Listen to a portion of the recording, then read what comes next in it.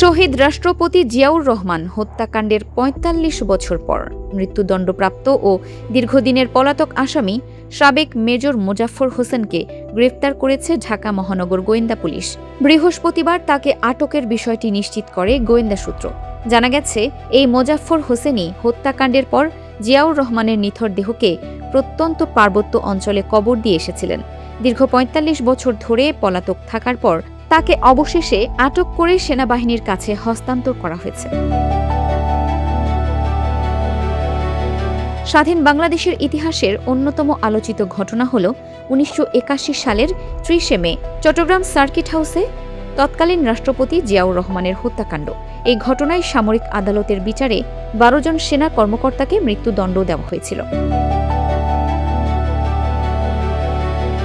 যাদের মধ্যে অন্যতম ছিলেন বাংলাদেশ সেনাবাহিনীর তৎকালীন কমিশনপ্রাপ্ত কর্মকর্তা মেজর মোহাম্মদ মোজাফফর হোসেন। বিচার শেষে তার বিরুদ্ধে মৃত্যুদণ্ডের রায় দেওয়া হয়। ১৯৮১ সালের ২৯ মে রাষ্ট্রপতি জিয়াউর রহমান চট্টগ্রাম সফরে যান এবং পরদিন ভোরে সার্কিট হাউসে একদল বিদ্রোহী সেনা কর্মকর্তার হামলায় তিনি নিহত হন। ঘটনার পরপরই সেনাবাহিনী অভিযান চালিয়ে বিদ্রোহ দমন করে এবং সংশ্লিষ্ট কর্মকর্তাদের গ্রেপ্তার করে। সামরিক আদালতে অনুষ্ঠিত বিচারে মেজর মোজাফফর হোসেন সহ ১২ জনকে মৃত্যুদণ্ড দেওয়া হয়।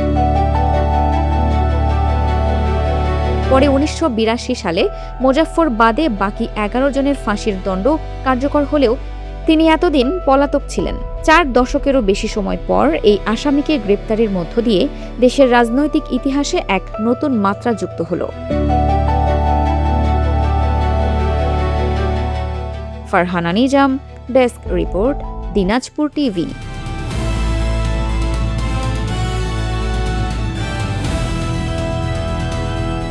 দিনাজপুর টিভি, মানুষের জীবনের কথা বলে।